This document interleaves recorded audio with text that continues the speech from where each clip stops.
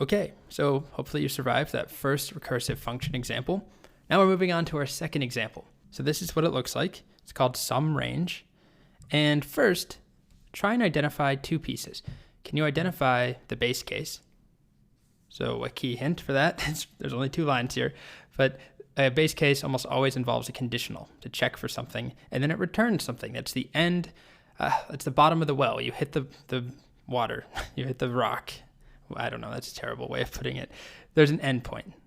Then there's the different input, which I'm still not happy with that term, but there's the recursive call, which we're calling with a smaller piece each time.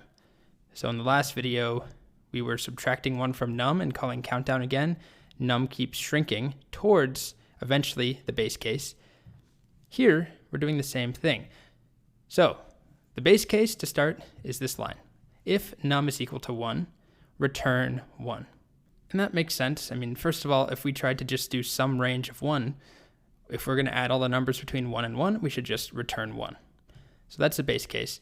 And then here is our recursive call. Return num plus some range num minus 1.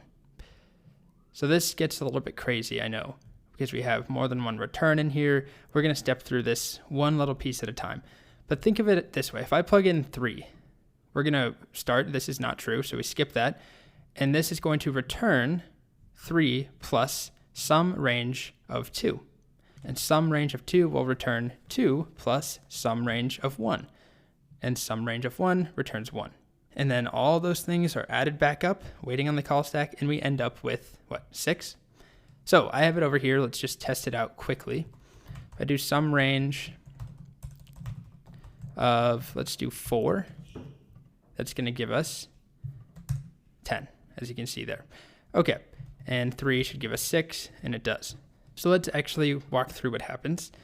If you feel good about this, just move on and skip this, because I am going to do a detailed walkthrough, just because, it really helps. I think, in my experience, it helps if anyone's struggling to understand what's happening. This is a bit different, because we're not just printing. We're returning and returning and returning and returning over and over and over. So let's walk through this. I call some range of 3.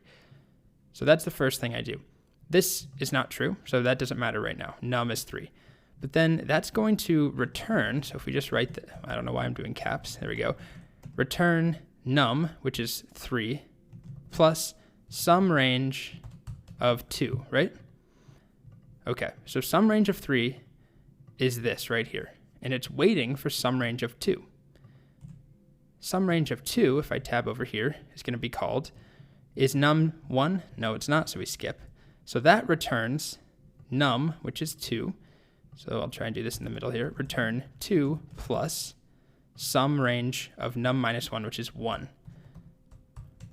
Like that. Okay? So we have some range of 3, the first thing we called. It's waiting.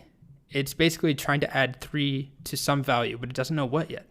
Some range of 2 has to be computed, but that's waiting because some range of 2 is going to return 2 plus whatever some range of 1 is. And then finally, some range of 1. When num is equal to 1, this is true. So we return 1. That's our base case. This stops us from free falling forever to a rapid descent. We're returning 1. That's the end. There is no further recursive call. So when we return 1, what happens? Well, this was waiting to see what some range of 1 was. So that gets simplified. That turns into 1, right? So this returns 1. So then this turns into 1. So then some range of 2 is going to return 2 plus 1. This now has a value, which is 3. So then some range of 2 returns 3. Let me just delete it and put it back up here, which some range of 3 was waiting. Some range of 3 basically knew it was going to be 3 plus whatever came back from some range of 2. Well, finally, there's a value that came back. It's 3. So it returns 3 plus 3, which finally returns 6. And that's our answer. So it's kind of complicated to draw out. I picked a small number like 3, but as we go higher and higher, there's many more function calls on the stack that we have to worry about. So we can view this. Let's do the same thing. Let's do 4 this time. And I'll put my breakpoint here. If you grasp this already, skip it, but let's do it now. So we step through. First thing that happens, well, I have to execute it. Command enter. Okay. So first off, sum range of 4 is called. That's added to the call stack. This is waiting, num is 4. Well, it's not waiting yet. It's being executed right now. This is not true. Move to the next line, and it's going to return 4 plus sum range of 3.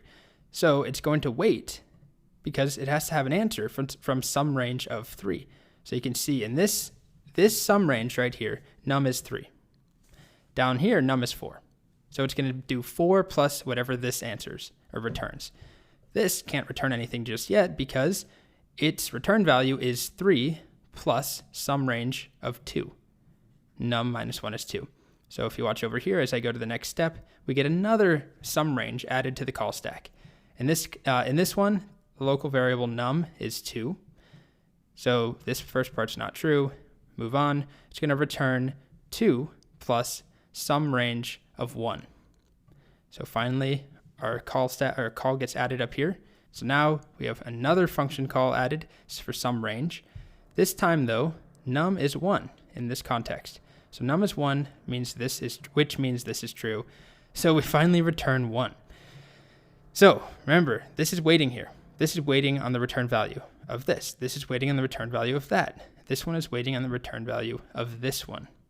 This is going to return 1. So when that happens, right here, there we go, return value 1. And then watch as it gets popped off. There we go.